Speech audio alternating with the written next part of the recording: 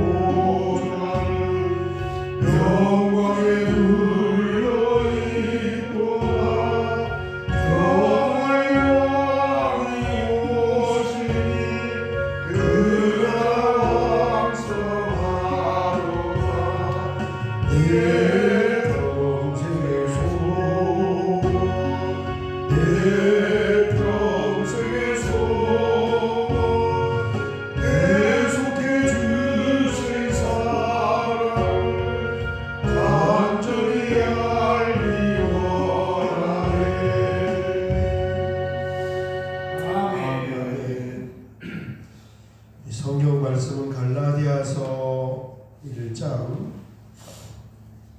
13절에서 16절 보겠습니다. 갈라디아서 1장 13절에서 16절 같이 봉독하겠습니다. 내가 이전에 유대교에 있을 때에 행한 일을 너희가 들었거니와 하나님의 교회를 심히 박해하여 멸하고 내가 내 동족 중 여러 영갑자보다 유대교를 지나치게 믿어 내 조상의 전통에 대하여 더욱 열심히 있었으나 그러나 내 어머니의 태로부터 나를 객정하시고 그의 은혜로 나를 부르십니다. 그의 아들을 이방에 전하기 위하여 그를 내 속에 나타내시기를 기뻐하였을 때에 내가 곧 혈과 의논하지 아니하고.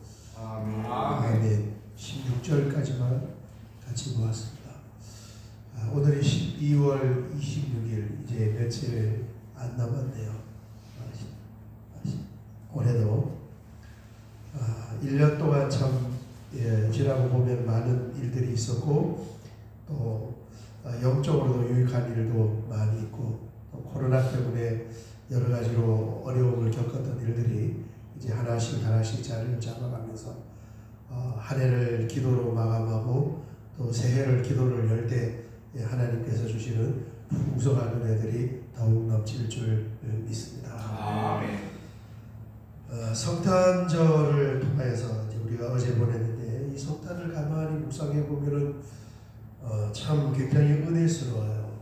왜냐하면 늘 우리가 뭐 고백하고 또 믿는 그런 익숙한 일이지만 예수님을 모르고 예수님이 없었다면 어떤 그 참 행복에 대해서 알 수가 없어요. 뭐가 행복한 건지, 그죠? 먹고 마시고 그런 것밖에 관심을 둘 수가 없잖아요. 시선이 거기까지밖에 없기 때문에 참된 소망도 있을 수 없고 구원도 있을 수가 없고. 어제 굉장히 좀 안타까운 소식을 보았는데, 어제 성탄절 새벽 5시에 도봉구에 있는 어떤 아파트 3층에서 불이 나가지고 또 2사람이 죽었는데, 할아버지 할머니 70대 그분들이 3층에서 뛰어내렸어요. 할아버지 할머니가. 그리고 이제 그 위에 있는 4층에 살던 30대 젊은 부부가 아기 2살짜리하고 7개월 된 아기를 다 안고 거기서 넷이 뛰어내렸어요. 아버지가 죽었다고, 30살 된 아버지가. 그 다음에 이제 그 건물의 10층에 살고 있던 30대 된 또 이 젊은 사람이 연기를 마셔서 11층에서 탈출을 못하고 죽은 거예요. 그걸 보면서 참 많은 그 아버지가 아이를 안고 뛰어내렸는데 그 애를 살리려고 자기 몸을 쿠션으로 바닥에다 던져서 머리가 깨져서 죽었는데, 소방관이 이제 도착을 해서 애를 그 품에서 이렇게 빼려니까 얼마나 애를 꼭 안고 있는지 애가 손이 풀리지 않고 그렇게 안고 있었어요. 그런 소식을 보면서 참 많은 사람들이 안타까워하고 그랬는데, 사건은 어쨌든 일어났어요. 그런데 정말 그 죽음이 헛되지 않는 참된 소망은 어디에 있느냐? 예수님을 믿었느냐 안 믿었느냐, 여기에 있다. 그 가정이 예수님을 믿었다면은 다시 만날 수 있는 그런 참된 소망과 믿음과 확신을 가질 수가 있는데, 그러지 않으면 아무것도 아닌 그냥 슬픔의 연속일 뿐이다. 그렇습니다. 오늘 말씀을 한번 보겠습니다. 이 바울이 전한 복음은 11절 12절의 말씀이 사람에게서 난 것이 아니고 사람으로 말미암은 것이 아니고 하나님께 받은 계시다, 이렇게 말씀했습니다. 그래서 믿음으로 말미암아 의롭게 된다는 정확한 이신치구의 복음을 전한 거예요. 사실 뭐 바울만 그런 것이 아니라 베드로 사도나 모든 사도들이 복음이 다르지 않습니다. 정확하게 복음을, 이 베드로 사도가 사도행전에 보면은 몇 편의 설교를 하는 그 설교의 내용을 보면 핵심이 다 잡혀 있어요. 예수 그리스도의 십자가의 대속의 죽음의 복음, 그 다음에 그분이 죽음을 박차고 일어난 부활의 복음, 그리고 하나님의 은혜와 믿음으로 말미암아 구원을 받는다는 이신칭의 복음입니다. 사도 베드로는 복음서를 기록을 안 했는데 복음서 기록했으면, 베드로 전서 후서도 있잖아요. 기록했으면 굉장히 은혜스러울 것 같아요. 여기 한 1장을 하나 끼워놓고 우리 사도행전 15장에 가보면 율법과 은혜와 믿음에 관해서 예루살렘 종교 회의가 일어났을 때, 사도행전 15장 213페이지, 거기서 이제 그 주제 때문에 지금 갈라디아 지역에, 안디옥 교회를 비롯한 갈라디아 지역에 이 문제가 지금 생겼단 말이에요. 유대인들, 전통적으로 구약 성경을 붙잡고 율법을 지켰던 유대인들이 교회에 들어와서 이 갈라디아에서가 다루는 주제를 던진 거예요. 그게 15장 1절입니다. 어떤 사람들이 유대로부터 내려와서 형제들을 가르치되 교회 속으로 들어왔어요. 너희가 모세의 법대로 할례를 받지 아니하면 능히 구원을 받지 못하리라 하니. 이게 예루살렘 종교회의 화두였어요. 우리가 과연 은혜와 믿음으로만 구원을 받느냐, 아니면 율법을 지키고 할례를 받아야 하느냐. 지금까지도 2000년이 지난 지금까지도 교회 안에서 헷갈리는 주제인 거예요. 내가 깨끗하게 살고 회개하고 이래야지 천국에 가느냐? 아니면은 그런 거 안 해도 예수 믿습니다 고백만 하면은 천국에 가느냐? 그러잖아요. 자, 이 회의가 일어났을 때 가장 먼저 발언을 한 분이 베드로 사도인데 9절부터 10절이 베드로 사도의 발언입니다. 9절 보면은 이제 이방인 고넬료 가정에 가서 유대인이 아닌 이방인의 가정에 가서 복음을 전했단 말이에요. 그 결과를 지금 베드로가 말씀하는 거예요. 믿음으로 그들의 마음을 깨끗이 하사 그들이나 우리나 차별하지 아니하셨느니라. 이방인이나 유대인이나 차별이 없었어요. 10절 그런데 지금 너희가 어찌하여 하나님을 시험하여 우리 조상과 우리도 능히 모이지 못했던 멍에를 이게 율법입니다. 내가 잘해야 됩니다. 내가 깨끗해야 됩니다. 내가 회개해야 됩니다. 내가 올바르게 살아야 됩니다. 이걸 말하는 거예요. 이걸 제자들의 목에 두려느냐. 새로 예수 막 믿으려 하는 이방인들에게 그 멍에를 다시 씌우려는 거예요. 그걸 벗겨주려고 예수님이 오셨는데 12일절이 결정적입니다. 그러나 우리는 그들이 이방인들도 우리와 동일하게 주 예수의 은혜로 구원받는 줄을 믿노라 하니라. 이게 베드로 복음이에요. 예수님의 은혜로 그분을 믿는 믿음으로 우리가 의롭다함을 받고 구원을 받는 줄 믿습니다. 그러니까 사도들이 전한 복음이 다르지 않고 다 똑같아요. 바울 사도까지. 그렇습니다. 여기까지 보고 우리 갈라디아서 1장으로 넘어가겠습니다. 13절 내가 이전에 유대교의 간증입니다. 유대교에 있을 때에 행한 일을 너희가 들었거니와 하나님의 교회를 심히 받게 하여 멸하고 사도행전 9장 8절에 나와 있습니다. 사도 바울은 교회를 핍박하는 핍박자였어요. 14절 내가 내 동족 중 여러 영갑자보다 자기 또래 나이 비슷한 사람들보다 유대교를 지나치게 믿어 내 조상의 전통에 대하여 더욱 열심히 있었으라. 철저한 율법주의자 바리새인이었죠. 사도 바울이. 15절 그러나 내 어머니의 태로부터 나를 택정하시고 그의 은혜로 부르신 이가 하나님의 선택이 있었어요. 복음 안으로 이끌어들이는 유대교에서 기독교로 이끌어는 하나님의 선택이 있었고 하나님의 은혜로 어느 날 다메섹 도상에서 사도 바울을 불렀습니다. 16절 그의 아들을 이방에 전하기 위하여 그를 내 속에 나타내시기를 기뻐하였을 때 이게 첫 번째 그의 아들 그는 하나님의 아들을 이방에 전하기 위하여 예수 그리스도를 사도 바울 속에 나타내시기를 기뻐하였을 때 다메섹 사건의 핵심은 뭐라고 그랬습니까? 2달 후 예수가 누구냐? 사도 바울이 예수님을 알게 된 거죠. 이 육신을 입고 오신 예수님이 구약 성경 전체가 예언을 했던 절정과 꼭지점이었구나. 예수님을 알게 된 거예요. 그리고 예수님을 알므로 인하여 바울 사도에게 또 다른 변화가 있었는데 그것이 뭐냐면은 구속사를 이끌어가는 과거 유대교 속에서 묻혀서 알았던 그 하나님과 이제 그리스도를 통하여서 인류를 구원하는 하나님을 새롭게 알게 된 거예요. 원래도 하나님을 알고 있었는데 그 하나님을 그리스도를 통하여 재정립이 되게 된 거죠. 하나님과 예수님을 알게 된 거예요. 그 다음에 두 번째 후를 알게 되고 두 번째는 뭡니까? 오하시라고 했습니다.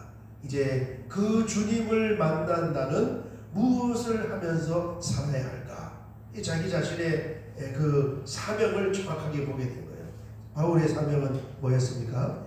이방인들에게 복음을 전하는 사도로 부름을 받았다는 것을 알게 된 것입니다. 거기에 대해서 명확하게 딱 이 내적인 확신이 생긴 거예요. 그래서 16절 끝에 보니까 기뻐하였을 때에 내가 곧 혈육과 의논하지 아니하고 그 마음에 확신이 있으니까 그때부터 내가 교회를 가야 됩니까? 말아야 됩니까? 내가 예수를 믿어야 됩니까? 말아야 됩니까? 이런 것에 대해서 누구하고 의논할 필요가 없는 거예요. 왜? 내가 예수님을 만났고 내가 하나님을 만났기 때문에 누가 뭐라고 하고 말려도 누가 옆에서 방해를 하고 도시락을 싸들고 다니면서 말려도 해당 사항이 있습니까? 없습니까? 없어요. 나는 내 길을 가는 거예요. 나는 하나님께서 선택하여 부르신 하나님의 자녀다. 아멘. 그렇습니다. 우리 참 이 은혜가 있을 때 잘 붙어서 유지해야 돼요. 네. 제가 이번에 그 가을 체육대부터 이제 행사가 많잖아요. 체육대, 그 다음에 추수감사, 창립기념, 성탄절, 이제 신년 감사까지 지금 절기가 쭉 가면서 예전에 신앙생활을 하다가 지금 교회에 출석을 하지 않는, 다른 교회를 나가지 않는 그런 분들을 계속 지금 접촉을 하면서 문자를 보내면서 초대를 하면서 하는데, 야, 이게 한번 그분들도 분명히 믿음이 있단 말이에요. 교회를 지금 못 나오고 있을 뿐이지 믿음이 있어요. 보면은, 그죠? 믿음이 그 안에 들어가 있어요. 교회를 출석을 못하는 거예요 지금. 그 끈이 지금 끊어져 있어요. 그래서 하니까 이게 참 어려워요. 참 믿음 있는 사람이 성탄절에는 한번 교회 나와서 같이 예배 드릴 만한데 못 나가요. 또 추수감사절 같을 때 또 초청을 하면은 못 이기는 척하고 와서 예배를 같이 드리면 되는데 올 것 같은데 보면 또 못 와요. 계속 이렇게 쭉 몇 달째 지금 그러고 있는 거예요. 그래서 이게 하나님께서 우리를 은혜로 붙잡아주고 그 끈을 잘 연결해 있을 때가 중요하지. 이게 한번 끊어져서 이렇게 나가면 언제 다시 하나님께 돌아올지 기약이 없겠구나. 누구든 마찬가지입니다. 그걸 새삼스럽게 느끼게 되었습니다. 오늘 새벽에 여기까지 보고 같이 한번 기도하면서, 주님을 만난 사도 바울은 누구와도 의논하지 않고 자기가 갈 그 믿음의 길을 걸어간 것처럼 하나님 우리에게 견고한 믿음을 주었으니 영원히 주님의 품을 떠나지 아니하고 그렇게 내가 걸어가야 할 믿음의 길을 담대하게 걸어갈 수 있는 우리의 믿음이 길을 원합니다. 같이 한번 기도하겠습니다. 주여 한번 크게 부르고 기도드리겠습니다. 주여. 아버지 하나님 감사합니다.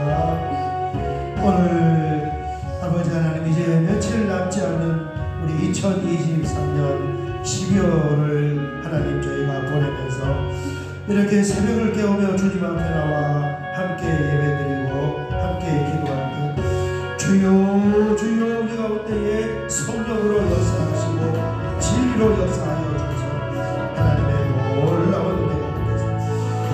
평생을 아버지 하나님 내가 믿음의 길을 담대히 걸어갈 수 있도록 주여 은혜의 은혜를 더하여 주시옵소서. 새벽에 깨어나 기도하고 새벽 제단을 쌓을 수 있는 믿음을 붙잡아 주어서 하나님 감사합니다. 우리의 육신은 아버지 하나님